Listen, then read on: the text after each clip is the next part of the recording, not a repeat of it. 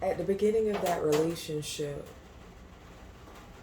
Anthony was calling at first, trying to get through to my mother. I was telling him some of the things that were going on. He was trying to reach out crazy before she suddenly changed our number. And something in that seemed like it was an unforgivable act to James that I wasn't acquiescing to his presence or his takeover. And one day it was about something so petty. When I tell you, and by the way, this person is a Leo on the cusp of Cancer.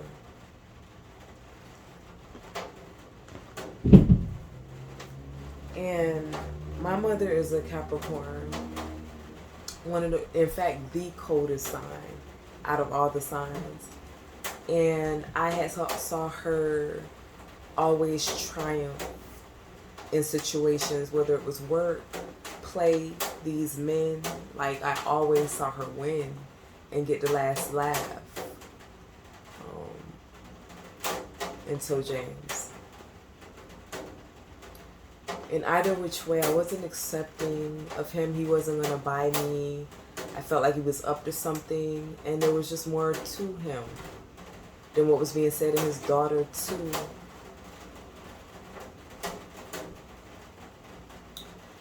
And so, guys, what has triggered all of this content, because you have to have inspiration out here to constantly have steady original content,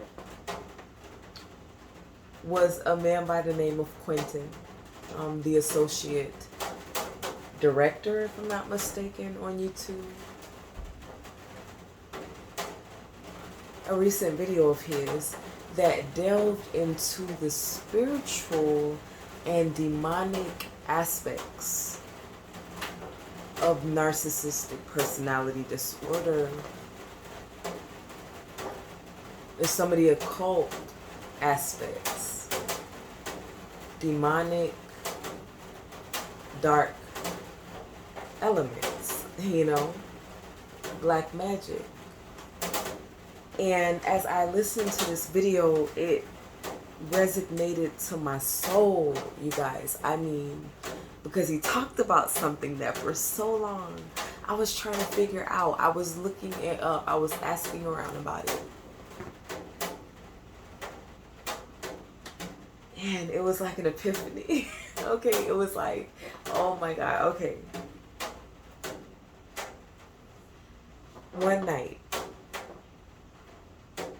in this house.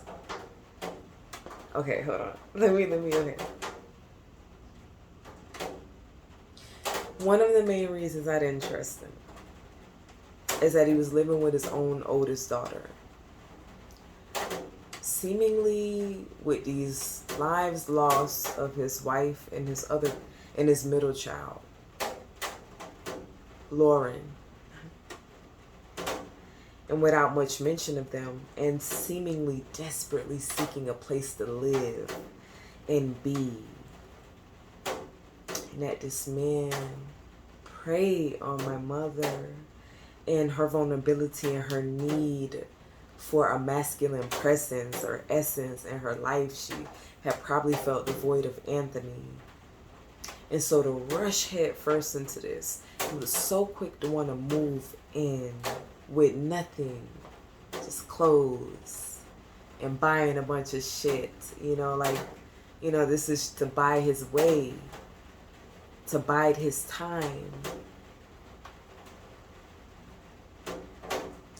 And so there was never a level of trust established. And instead of him taking his time, that if one of the children are not taken to me, I'll give it time. I'll show her who I am. I'll let it be something organic.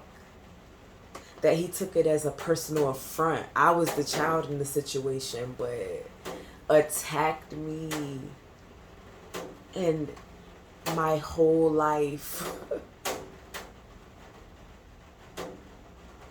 After coming into my home where I was living where I had established myself and my comfort level with my family, where I should have been. You're the outsider. But therein lies a constant occurrence of our lives, what I found with our mother.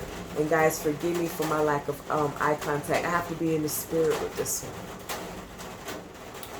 Is that as a result of not having our fathers in our lives, we were often left vulnerable, and we're often preyed upon as a family by these men that she would meet and bring into the equation. We were never properly defended. We never understood what it meant to defend ourselves or even each other. And when I visited back to Ohio and came to find out where my mother's nickname really came from, Chicken, it came from being scared and never fighting. My mother lied to us growing up and told us she was this fighter and would fight over her mother being teased for having no arms. She was probably talking about our Aunt Velma, who's an Aries. Because from all accounts in her real childhood, she never stood up for nor defended herself, and she never taught us to. Okay? And so we were vulnerable here in every sense of the word. There should have been a third party, somebody on the outside looking into the situation to check my mother and bring her back into reality. Well, girl, this man have a lot of death around him. Take the time before you just move him in. She wasn't listening. But love is blind. Either which way. I'm tying Quinton, the associate director, who is a YouTube content creator, for the fact that he helped me to finally connect dots and correlate something that happened to me in that house over 19 years ago. Over 20 years ago, I'm sorry. One night, due to Marissa moving in, me being in and out, definitely on the outs with James and my mother, more often than not. By this time, I had my daughter. Marissa and Jaja had taken over my room. So basically, the stepchild is taking the position of the... Okay, either which way. I was living now on the couch in the living room and sleeping there. My things were being kept there. I was put out of my childhood room. My mother and James were sleeping back in their room. One night I'm laying on the couch on one end, my daughter is on the other end. I'm pretending to be asleep. James walks out in the dark. Slowly. I wake up immediately. I can sense presence and I'm peeking the whole while. Walks directly over to me, stands over me on the couch, folds his arms in front of him. Looks down on me and starts to chant.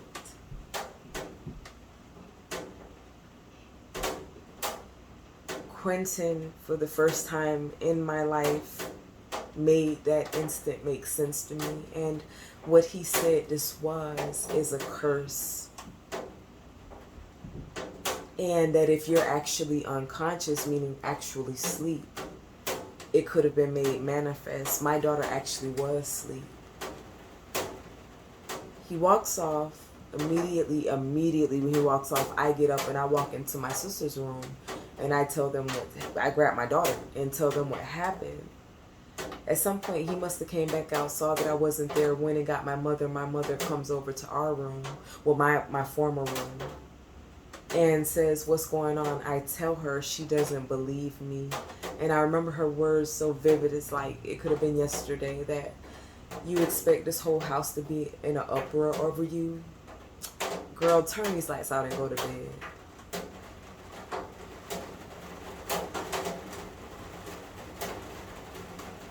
Years later, the neighbor, we had a badass neighbor with a big ass booty.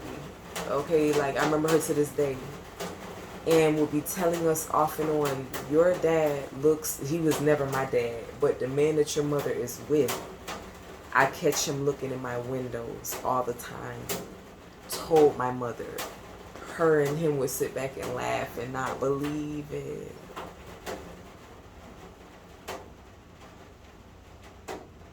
There's so much to this particular chapter of my life, but some details will be intentionally withheld for my book. But every time I move, you just want to share something and throw it out there, I'm going to do that because it's needed. It's truth.